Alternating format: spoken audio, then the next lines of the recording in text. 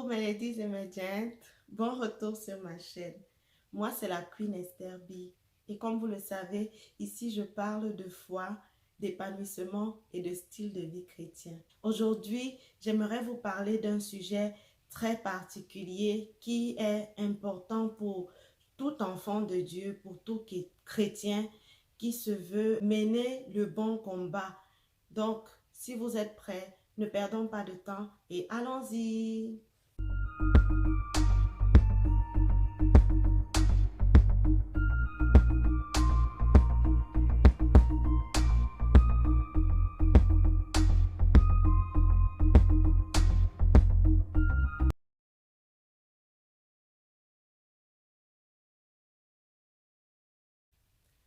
Nous revoilà et merci d'être toujours là. Si tu es nouveau sur ma chaîne, n'hésite pas à t'abonner et à cliquer sur la cloche de notification pour recevoir mes vidéos à l'avenir. Le sujet que je vais aborder avec vous dans cette vidéo est celui de la croissance spirituelle et nous allons essayer de comprendre pourquoi il est important pour un enfant de Dieu de croître spirituellement. Et pour cela, je vais utiliser une analogie avec la croissance physique, la croissance que on connaît de l'enfant jusqu'à la vie adulte. Selon la parole, il y a 3 niveaux de croissance spirituelle. Le premier niveau qui est celui du nouveau-né, le deuxième niveau qui est celui de l'enfant et le troisième niveau qui est celui de l'adulte. Quand on prend donc le niveau du nouveau-né, c'est bien évidemment celui qui vient d'expérimenter la nouvelle naissance. Donc, il vient de donner sa vie au Seigneur. Bon, pas nécessairement que ça s'est passé hier ou aujourd'hui, mais c'est juste récent, quoi. Voilà. Donc, du coup, il est encore un bébé spirituel. Et les caractéristiques du nouveau-né spirituel, c'est que il n'a pas encore, il est totalement dépendant en fait.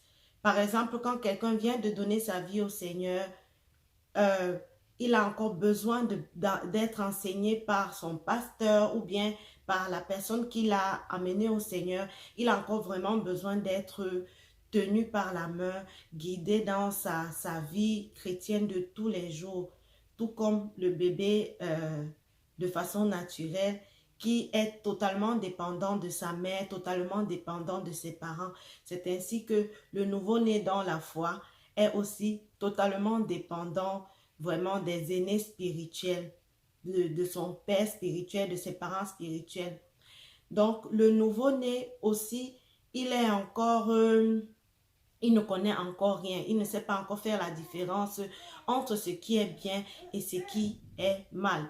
Le nouveau-né aussi est celui qui va facilement retomber dans les travers d'avant, dans ses péchés d'avant parce que il n'est pas encore solide, il n'est pas encore affermi. Le nouveau-né, on ne pourra pas non plus lui donner un certain nombre d'enseignements parce que comme un bébé ne peut pas manger de la nourriture solide, c'est ainsi qu'un nouveau-né dans la foi ne peut pas recevoir tout type d'enseignement parce qu'il y aura des enseignements qui seront trop durs pour lui, pour qu'il puisse comprendre même. Ce sera vraiment difficile pour lui de comprendre et ça peut l'étouffer. Comme par exemple, si vous donnez à un bébé un morceau de viande, vous cherchez à l'étouffer. C'est ainsi qu'il y aura certains enseignements que si un nouveau-né dans la foi les reçoit, il risque de s'étouffer. Et s'étouffer, pour moi, c'est que il va peut-être se décourager. Il aura l'impression que c'est trop difficile, il ne peut pas y arriver. Donc, il va se décourager, perdre la foi et abandonner en fait. Donc, c'est un peu ça le nouveau-né. Il est dépendant, il ne connaît pas encore faire la différence entre ce qui est bien et ce qui est mal. Du moins, il n'a pas encore une complète connaissance de ce qui est mauvais et de ce qui est bien. Parce que parfois, lorsque nous sommes nouveau-nés, on fait certaines choses. Dans notre esprit, on se dit que ça, c'est normal en fait, peut-être parce que dans notre culture, on a vu les gens le faire. Mais au fur et à mesure qu'on entre plus profondément dans la connaissance de la parole, dans la connaissance de la volonté de Dieu, on se rend compte que ces choses-là ne sont pas de bonnes choses, même si on s'est habitué à voir de nombreuses personnes à le faire. Bon, le deuxième niveau de croissance, c'est celui de l'enfant. Donc, l'enfant, il est déjà un peu plus grand que le nouveau-né, mais il a encore cette petite dépendance-là. Il peut déjà faire certaines choses de lui-même, mais il a encore besoin d'aide, il a encore besoin de soutien. Il a déjà appris un certain nombre de choses qui lui permettent déjà de comprendre que ceci n'est pas bien, ceci est bien. Un peu comme votre enfant à la maison. Au fur et à mesure qu'il grandit, il apprend avec vous que telle chose, on peut le faire, telle chose, on peut ne pas le faire. C'est un peu ça. L'enfant aussi, on peut déjà lui donner certaines responsabilités, mais il y a un niveau de responsabilité qu'il ne pourra pas avoir. C'est la même chose dans le cadre spirituel. Lorsque tu es un enfant spirituel, il y a certaines responsabilités que le Seigneur ne peut pas te donner. Il y a certaines promesses que tu ne pourras même pas expérimenter parce que la parole dit, tant que l'héritier est enfant, il ne peut gouverner. Donc, oui, tu auras certaines connaissances, mais tu auras une très petite autorité, et tu expérimenteras très peu de promesses qui te sont données. Donc, tu ne pourras pas rentrer pleinement dans ton héritage parce que tu es encore un enfant. Et tout comme le bébé, le nouveau-né spirituel, l'enfant spirituel est encore plus charnel que spirituel. Voilà, il est encore plus charnel que spirituel parce que il évolue encore selon ses envies, selon ses désirs, même s'il sait déjà un peu qu'il y a certaines choses qui sont mal, il va se retrouver parfois à les faire parce que les émotions, parce que ses envies, c'est un peu comme mon fils à la maison. Je vais prendre un cas simple. Je lui dis tout le temps que les légumes, c'est bon pour ta santé. Mais parce qu'il n'aime pas les légumes, parce que peut-être ça n'a pas un bon goût dans sa bouche, comme peut-être un biscuit ou un bonbon, du coup, il aura plus envie de manger des biscuits que des légumes, alors que le biscuit, à un moment donné, affecte sa santé. Or, les légumes sont plutôt mieux pour sa santé. Donc, c'est un peu la même chose avec un enfant spirituel ou un nouveau-né spirituel. C'est qu'il va vouloir les choses selon ses envies. Il va faire les choses beaucoup plus selon ses envies, même s'il sait à un moment donné que cela n'est pas bien. Donc, c'est un peu ça quand on est enfant spirituel. Maintenant, le troisième niveau spirituel qui est le niveau de l'adulte. L'adulte spirituel, il est déjà un peu plus mature, il est déjà un peu plus responsable de ses actes. Il n'a plus besoin qu'on lui tienne par la main. Il connaît déjà un certain nombre de choses et du coup, il marche selon ces choses-là parce qu'il sait que si je fais le bien, le résultat sera bien et si je fais le mal, le résultat sera mauvais. Alors, il ne marche plus trop selon ses envies, mais il marche véritablement selon cette sagesse-là, de savoir ce qui est bien et ce qui est mal. Il est plus responsable et il n'est plus dépendant de l'aide de quelqu'un. Certes, il a besoin toujours de garder une certaine communion, de toujours être enseigné, mais pour sa vie, il n'a plus trop ce besoin-là parce qu'il s'est puisé à la source. Il connaît, il sait se donner du temps dans la présence avec le Seigneur. Sa foi est plus affermie. Il est plus agréable au Seigneur à cause de cette foi, un peu comme Abraham qui était agréable à Dieu à cause de sa foi. L'adulte spirituel a une foi vraiment solide qui lui donne d'être agréable au Seigneur. L'adulte spirituel aussi, il a la possibilité d'être très proche du Seigneur et du coup, cela lui donne accès à certains secrets du royaume. Comme la Bible dit, je vous enseignerai des choses que ni l'œil n'a vu, ni l'oreille n'a entendu. En fait, pour atteindre ce niveau, il faut atteindre l'étape d'adulte. Ce n'est que lorsqu'on est adulte qu'on peut avoir des révélations de la part du Seigneur. Je prends juste un cas simple. Quand nous étions plus jeunes, il y avait des choses que on ne pouvait pas causer avec nos parents. Ils nous disaient juste quoi faire. C'est si tu fais, ils n'avaient pas d'explication à te donner parce que à un moment donné, ils savaient que même s'ils t'expliquent, tu ne comprendras pas un certain nombre de choses parce que tu es encore un enfant, tu es encore immature.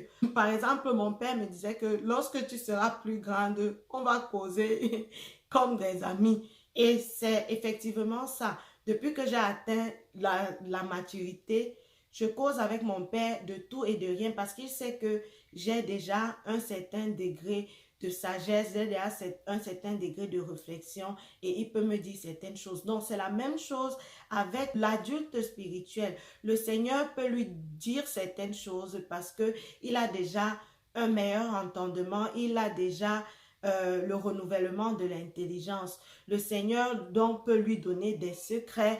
Il a une grande autorité parce que il est déjà adulte, donc il peut expérimenter de grandes promesses, il peut expérimenter vraiment les révélations du Seigneur parce qu'il est adulte. Dans l'étape de l'adulte spirituel, il y a deux catégories.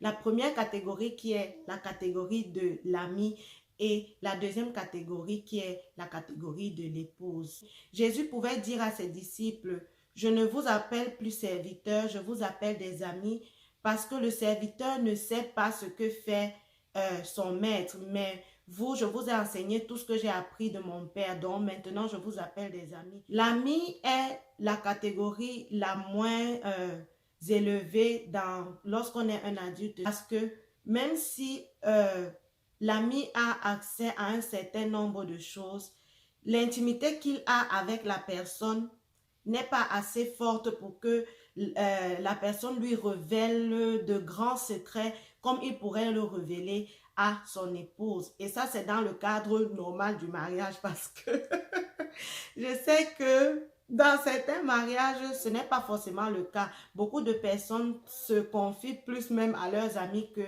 à leurs époux, mais dans un cadre normal, l'épouse est celle qui connaît plus de choses, des choses plus profondes, des choses plus privées que l'ami. Donc, lorsque tu es un adulte, tu atteins l'étape de l'ami.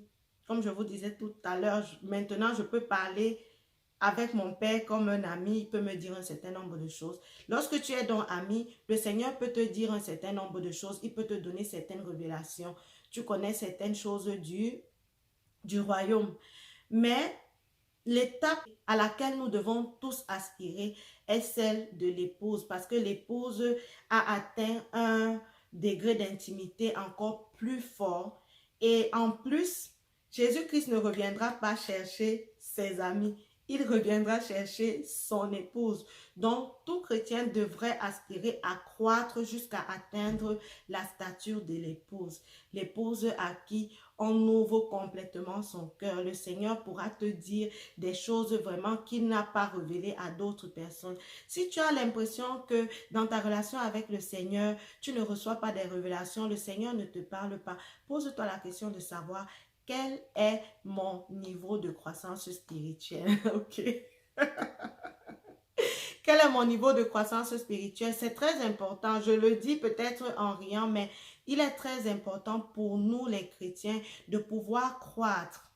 Un enfant qui reste enfant pendant une longue période, il y a un problème. On va commencer à faire des recherches, on va faire des examens médicaux pour savoir si tout va bien chez lui, s'il n'a pas un syndrome ou s'il n'a pas une maladie qui l'empêche de croître. Donc, c'est la même chose dans le plan spirituel. Si tu restes enfant spirituel, tu as donné ta vie au Seigneur et pendant une longue période, tu deviens un enfant, ça veut dire qu'il y a un problème. Peut-être tu ne reçois pas assez de nutriments et là, ça vient maintenant à la deuxième partie de notre vidéo qui est de savoir comment donc croître spirituellement. Voilà, comment donc croître spirituellement? Tout comme dans la croissance physique, nous avons besoin de nous alimenter pour pouvoir croître, entre autres. C'est de la même façon que nous avons besoin de nous alimenter spirituellement pour pouvoir croître spirituellement. Et cette alimentation, c'est quoi? La parole de Dieu. Oui, mes ladies et mes gents, ces derniers temps, je ne sais pas pourquoi l'Esprit me donne à cœur de mettre l'accent sur la parole. Mais en fait, la parole, c'est tout, c'est le socle de la vie chrétienne.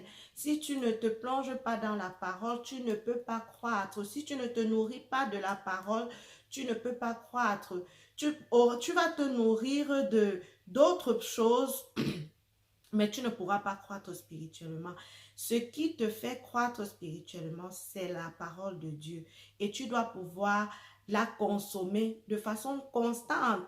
Par exemple, physiquement, on mange chaque jour. On mange chaque jour. Qui peut rester s'il ne jeûne pas ou s'il n'est pas dans des conditions où il ne trouve pas la nourriture? Qui peut rester sans manger? Voilà. Donc, tu dois manger et c'est de la même façon que tu dois te nourrir spirituellement. La Bible dit que l'homme ne vivra pas que de pain seulement, mais de toute parole qui sort de la bouche de Dieu. Parce que le pain physique ne pourra jamais te permettre de croître spirituellement. Or, tu as besoin de croître spirituellement, comme on l'a dit plus tôt, pour pouvoir atteindre la stature de l'épouse, qui est celle-là, qui est la stature de ceux que Jésus-Christ reviendra chercher. C'est ça, oh, moi je vous dis, c'est ça. Jésus-Christ ne viendra pas chercher les enfants de Dieu. Il viendra chercher son épouse. Donc nous devons vraiment croître, nous devons rechercher la grâce. Nous devons demander l'aide du Saint-Esprit pour pouvoir croître et atteindre la stature de l'épouse. Donc, consomme la parole. Et entre autres aussi, tout comme l'enfant pour bien croître a besoin de l'affection de ses parents, a besoin de la communion avec le monde extérieur, le monde qui l'entoure. C'est de la même manière que pour ta bonne croissance spirituelle, tu auras besoin de passer des moments dans la présence avec le Seigneur pour recevoir son affection, pour recevoir sa chaleur de père, de parents. Et tu auras aussi besoin de communier avec des enfants de Dieu comme toi pour pouvoir être encouragé dans ta marche par les témoignages et les enseignements des uns et des autres pour être affermis, pour être fortifiés. Donc, c'est de ça dont nous avons besoin pour pouvoir croître spirituellement. Je le redis encore, la parole, c'est très, très important pour notre croissance spirituelle. Nous devons nous y plonger chaque jour, tout comme on mange chaque jour. Donc, voilà. C'est un peu ce que j'avais pour vous pour cette vidéo d'aujourd'hui. J'espère que malgré mes rires, vous allez pouvoir prendre cela au sérieux et comprendre pourquoi il est très important pour chacun d'entre nous de pouvoir croître spirituellement. Si vous avez aimé la vidéo, n'hésitez pas de laisser un commentaire, n'hésitez pas de lui donner un pouce. N'hésitez pas non plus de la partager afin que d'autres personnes puissent aussi recevoir cela et vraiment réfléchir à quel est leur niveau spirituel maintenant, du moment et prendre vraiment l'engagement de grandir et vraiment de grandir en fait. Partagez, partagez la vidéo et si tu es nouveau sur ma chaîne, n'hésite pas à t'abonner, surtout si la foi, l'épanouissement et le style de vie chrétien est quelque chose qui te parle. Alors, je vous dis merci mes ladies, merci mes gents de m'avoir écouté. On se retrouve dans une prochaine vidéo et d'ici là, demeurez épanouis en Jésus-Christ. Bye!